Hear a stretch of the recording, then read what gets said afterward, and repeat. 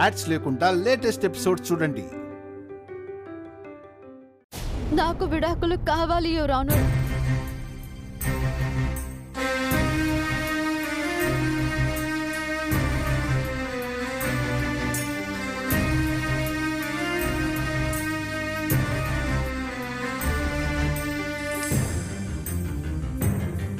విరాజ్ గారు, మీరేమంటారు?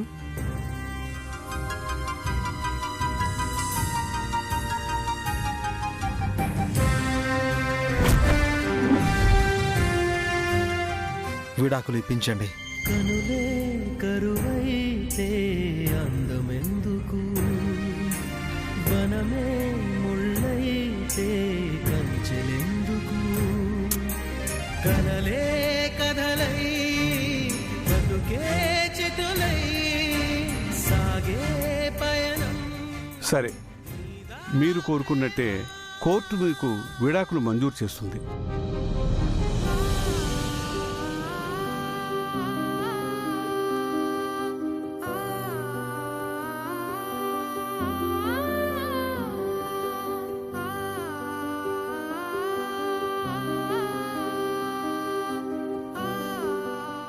ఇక మీకు మంజూరు చేసిన విడాకులు అమలు కావడానికి 6 నెలలు సమయం పడుతుందని కోర్టు మీకు తెలియజేస్తుంది.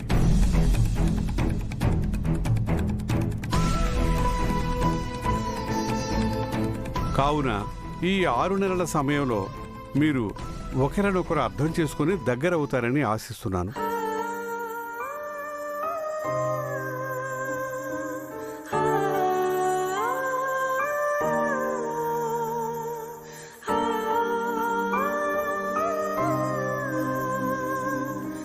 ఒకవేళ ఆ సమయంలో కూడా మీలో ఏ మార్పు లేకుండా విడిపోదాం అనుకుంటే ఇక అది మీ ఇష్టం. కానీ 6 నెలలు మాత్రం మీరు భార్యాభర్తలుగా కలిసే బ్రతకాలి. మిలాడ్, ఇద్దరూ మ్యూచువల్గానే విడిపోవాలనుకుంటున్నారు కాబట్టి ఆ 6 నెలల గడువు కూడా అక్కర్లేదని నా అభిప్రాయం. కాబట్టి యువర్ ఆనర్. వీరేశం గారు, మీ పర్సనల్ ఒపీనియన్తో కోర్టుకు పని లేదని మీరు గ్రహించాలి. ఇది న్యాయస్థానం, ఏ ఒక్కరి సంస్థానమూ కాదు. ఈ 6 నెలలు విరాజు, చైత్ర ఇద్దరూ కలిసి ఉండాలని కోర్టు నిర్ణయించింది.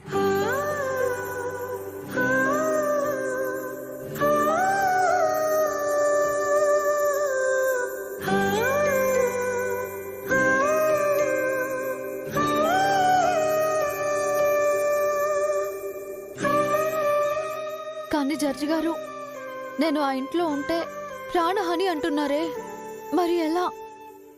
అందుకే నా భర్తతో కలిసి వేరుగా ఎక్కడైనా బయట ఉండేలా చెప్పండి. అది మీ ఇరు కుటుంబాలు తీసుకునే నిర్ణయం. మీకు ఎలా కంఫర్ట్గా ఉంటే అలాగే చేసుకోవచ్చు.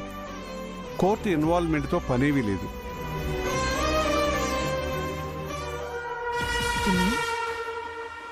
అది కనుక ఇప్పుడు విరాజ్ని బయటికి తీసుకువెళ్లి వేరే కాపురం పెట్టింది అనుకో, విడాకుల్ని కాస్త నిండు విస్తర్లా మార్చేస్తారు ఇద్దరు. అలా జరగడానికి వీల్లేదు స్మైలీ. వదినా, విరాజ్ కానీ బయటికెళ్తే అది పూర్తిగా మన నుంచి వేరు చేసేస్తుంది.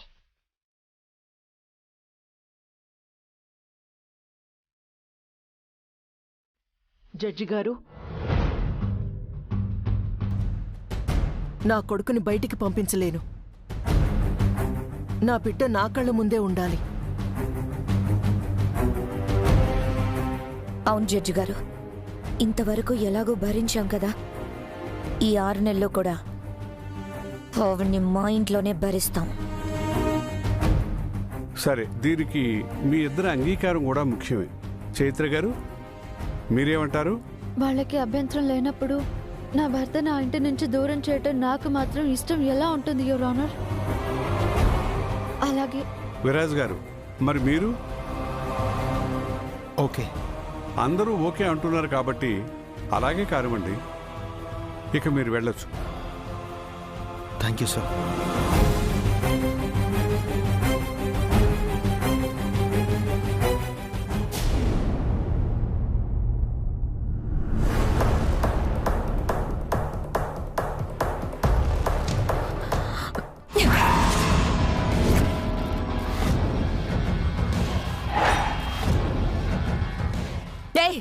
నేను చల్లనీళ్ళు తాగనని తెలుసు కదా, మళ్ళీ ఎందుకు చల్లనీళ్ళు తీసుకొచ్చావు? క్షమించండి మేడం, ఇంకోసారి ఇలా జరగదు. వెళ్ళవతలకి.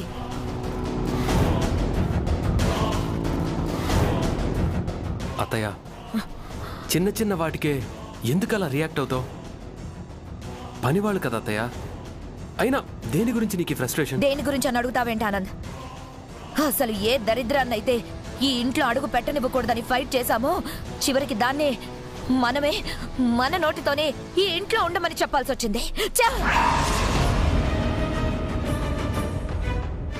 అత్తయ్య, మనుషుల్ని నువ్వు అర్థం చేసుకుంటే నీకు ఫ్రస్ట్రేషన్తో పనుండదు. అసలేంటి ఆనంద్ అర్థం చేసుకునేది?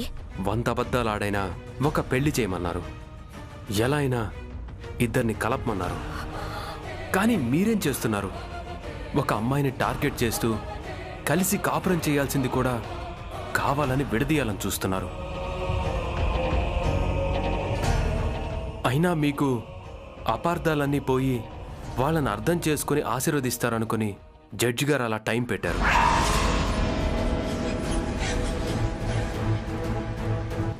అలాంటి పరువు తక్కువ దాన్ని ఇంటికి తీసుకొచ్చి ఇంటి ప్రతిష్టని మంటగలపమనా ఆయన ఉద్దేశం?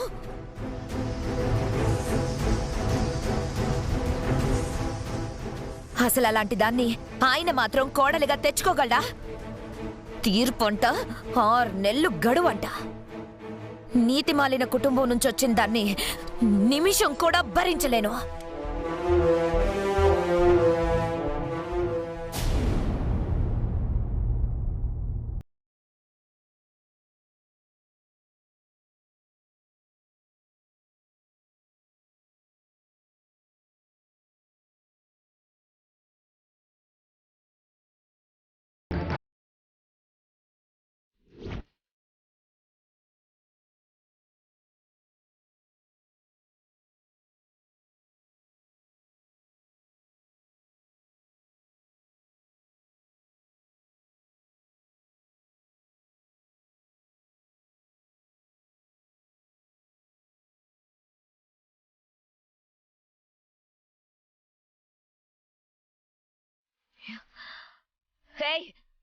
చూపు తిప్పవే, ఆ చూపు తిప్పిటు.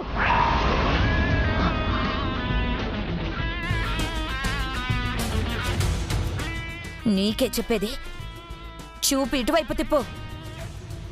కోర్టులో ఏదో కలిసి ఉండమని చెప్పారు కదా అని వచ్చి రాగానే చూపులు కలిపేసి నువ్వు చేయవలసిందంతా చేసేద్దామనుకుంటున్నావా?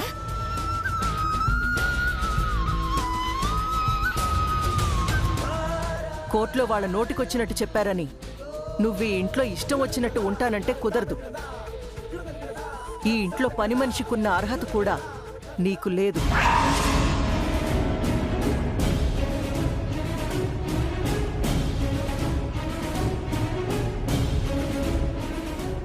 నువ్వెక్కడో ఓ పక్కన పడి ఉండడం తప్ప ఈ ఇంట్లో ఇంకో అవకాశం ఉండదు అని గుర్తుంచుకో. అమ్మా, ఏంటమ్మా ఇది?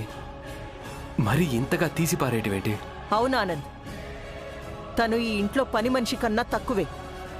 ఈ ఇంటికి పనికిరాని మనిషి తను.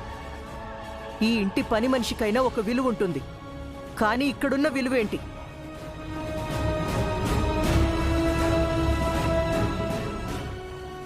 ఈవిడ తల్లికున్న విలువే ఈవిడికి ఉంటుంది. అంతకు మించి విలువివ్వాల్సిన పనే లేదు ఇక్కడెవరికి.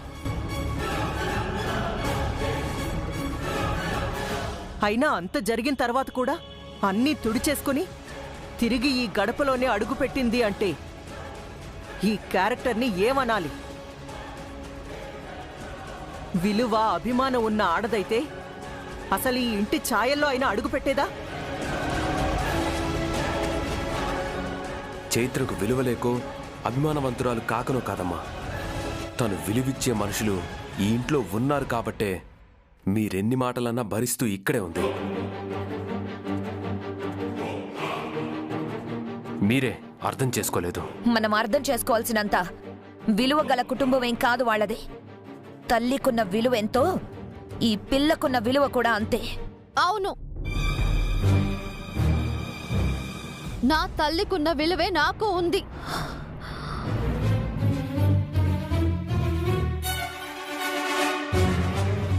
కానీ నా తల్లి విలువేంటో మీకెలా తెలుస్తుంది?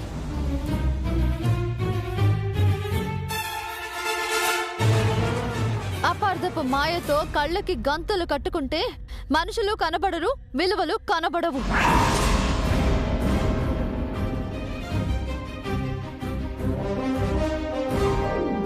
నా తల్లి ఒక నిందని మోస్తూ ఉంది.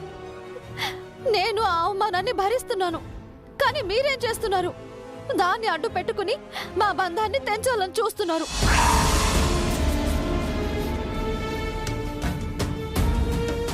కానీ మీరు తెలుసుకోవాల్సింది, గుర్తు పెట్టుకోవాల్సింది ఒకటి ఉంది. మీరు తెంచితే తెగిపోయేది కాదు మా బంధం.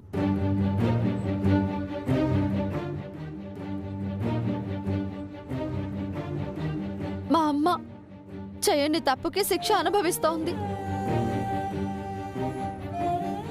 తను ఏంటో మీరందరూ గుర్తించే రోజు తప్పకుండా వస్తుంది. అతి త్వరలోనే వస్తుంది. ఆ రోజు మీరే అంటారు, సీతారత్నం గారి బిడ్డను ఈ ఇంటి కోడల్ని చేసుకోవటం ఈ ఇంటి గౌరవం అని.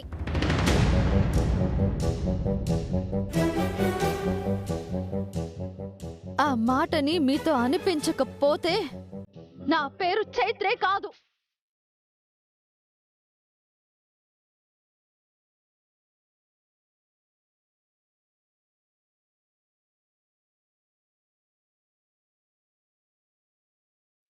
ఈ విషయాన్ని అందరూ గుర్తుంచుకోండి.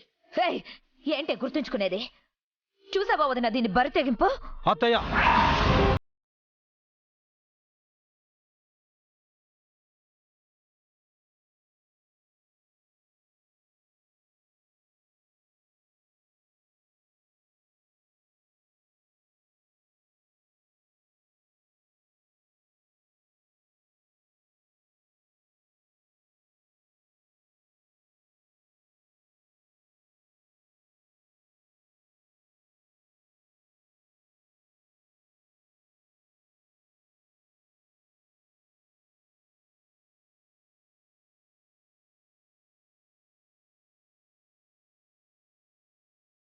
రాజ్ అంటే ఏం నువ్వనేది? నువ్వు ఆగు హంస.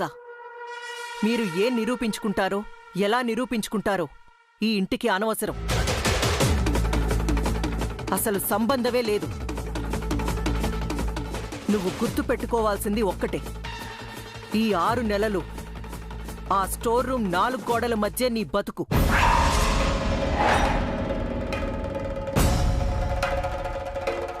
ఆ గది దాటితే నీకు ఏ సంబంధమూ లేదు, నీకు ఎవ్వరూ ఉండరు, ఏ బంధమూ ఉండదు, ఉండకూడదు.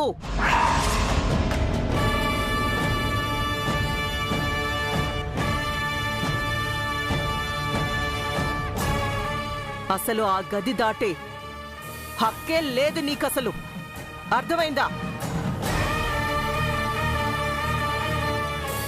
విరాజ్, కోర్టులో వాళ్ళు ఏం చెప్పారో నాకు అనవసరం. కన్న తల్లిగా నేను చెప్తున్నాను, నువ్వు విను. ఈ 6 నెలలు మీ మధ్య ఉండే బంధం తెగిపోవడానికే తప్ప తన చేతిని అందుకోవడానికి కాదు అని నువ్వు గుర్తుపెట్టుకో విరాజ్. గుర్తుపెట్టుకో. ఈ ఇంటికి కోడలు కాలేని తను నీకు ఎప్పటికీ భార్య కాలేదు. నీతో బతుకు కూడా పంచుకోలేదని నువ్వు గుర్తుంచుకో. తను ఎప్పటికీ ఈ ఇంటికి తగనిదే. కాదని తనతో మాట్లాడినా, దగ్గరవ్వాలని ప్రయత్నించినా నా శవాన్ని కళ్ళ చూస్తావు.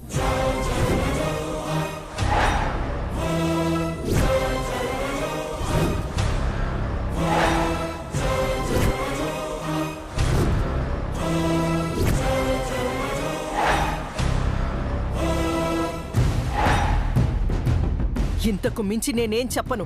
నేను చేసేది మాత్రమే చూస్తారు. కోమతి, ఏంటి ఆ పిచ్చి మాటలు? విన్నావుగా విరాజ్, మీ అమ్మ ఆవేదన. అర్థం చేసుకో. ఆలోచించడం కూడా అవసరం. కొంచెం మీ అమ్మకి విలువివ్వు. పద స్మైలీ.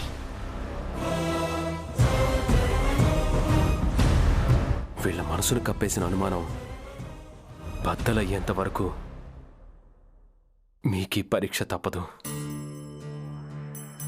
ధైర్యంగా ఉండండి. ఎందుకు చెంతకి వస్తావో, ఎందుకు వదిలేస్తావో, స్నేహమా చలగాటమా, ఎప్పుడు నీ ముడి వేస్తావో, ఎప్పుడెలా విడదీస్తావో, ప్రణయమా పరిహాసమా, శపించే దైవమా దహించే దీపమా, ఇదే నీ రూపమో ప్రేమ, ఫలిస్తే పాపమా కలిస్తే కోపమా, గెలిస్తే నష్టమా ప్రేమ.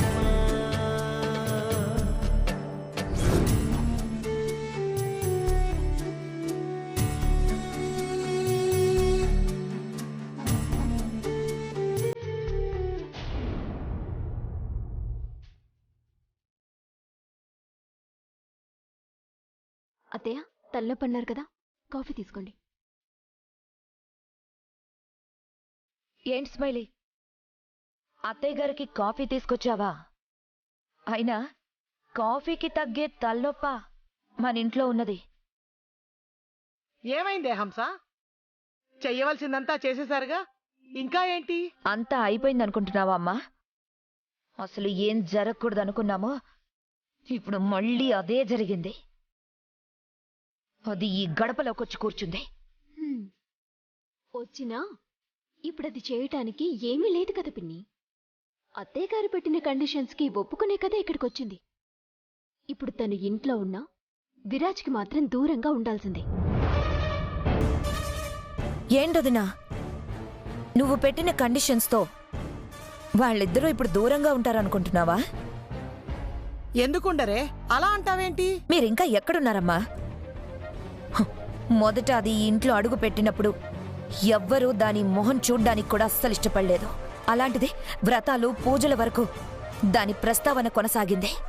తనంటే మంటెక్కిపోయే విరాజ్తో నుదుటిన బొట్టు కూడా పెట్టించుకుంది. విరాజ్ ఇష్టంతోనే పని లేకుండానే తనకి నచ్చిన పని చేయించుకుంది. ఇలాంటి సమయంలో దానికి దూరంగా విరాజ్ నుంచడం మన వల్ల అవుతుందనుకుంటున్నారా? ఇంతకన్నా మనం ఏం చేయగలం? ఏముందని మన చేతిలో? ఏమీ లేదని ఆలోచించద్దు. ఏదో ఉంటుంది. ఆలోచిస్తేనే కదా దాని మొదలు దొరుకుతుంది. దాన్ని పొట్టిగాని వర్కౌట్ చేస్తే చైత్రని ఇక్కడి నుంచి వాషౌట్ ఎలా చేయాలో మనకి తెలుస్తుంది. సరే హంస, దాని పీడ విరగడవ్వడానికి ఏం చేసినా సరే నిన్నెవరూ ఆపరు. ఏం చేస్తావో చెయ్యి. నేనొక్కదాన్ని చేస్తే కాదొదినా. ఇంటిల్లపాది దానికి నరకం అంటే ఏంటో ప్రత్యక్షంగా చూపించాలి. అప్పుడే మనం అనుకున్నది జరుగుతుంది. దాన్ని శారీరకంగా హింసించాలి, మానసికంగా చిత్రవద పెట్టాలి. దాని పరిస్థితి ఎలా ఉండాలంటే అది ఉన్నది కష్టంలో కాదు, కాష్టంలో తగలబడిపోతున్నానని అర్థమవ్వాలి. వాళ్ళ ప్రేమని వాళ్ళకి శాశ్వతంగా దూరం చేయాలి. అప్పుడు మనం అనుకున్నది అనుకున్నట్టుగా చేయగలం. ఆ చైత్రని ఇక్కడి నుంచి పూర్తిగా తరిమేయగలం. ప్లాన్ అనుకోవటానికి బాగానే ఉంది, కానీ ప్రాక్టికల్గా పనవుతుందా పిన్ని? అవుతుంది స్మైలీ. చెప్పాను కదా, ఇంట్లో వాళ్ళందరూ ఒకటైతే అది ఒంటరిగా ఎంతని పోరాడగలదు. ఒక్కసారి తెగువ చూపించినా మరోసారి పోరాడడానికి దాని శక్తి మొత్తం సరిపోదు. సో అలా ఎంతకని పోరాడుతుంది. పోరాడలేక బానిసగా మారిపోతుంది. ఆపై అసలైన ఆపరేషన్ మొదలవుతుంది. ఏం చేస్తావో నువ్వు చేయి హంస. నీ వెనుక మేమందరం ఉంటాం. ఈ ఇంటి నుండి నా కొడుకు జీవితం నుండి అది శాశ్వతంగా వెళ్ళిపోవడం మాత్రమే నాకు కావాలి. కానివ్వు.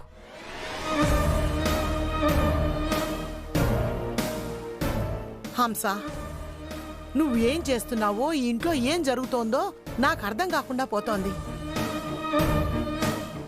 నువ్వు ఆ అమ్మాయిని బయటికి పంపించాలని అనవసరమైన బుర్రలు వాడి ఈ ఇంటికి కొత్త తలనొప్పులు తీసుకురాకు. నీకు పుణ్యం ఉంటుంది. పిన్ని, ఇది కూడా వింత ప్రయోగంలా మారదు కదా? చూస్తావు కదా, ఇది ప్రయోగమో చైత్రకి జరిగే ప్రమాదమో.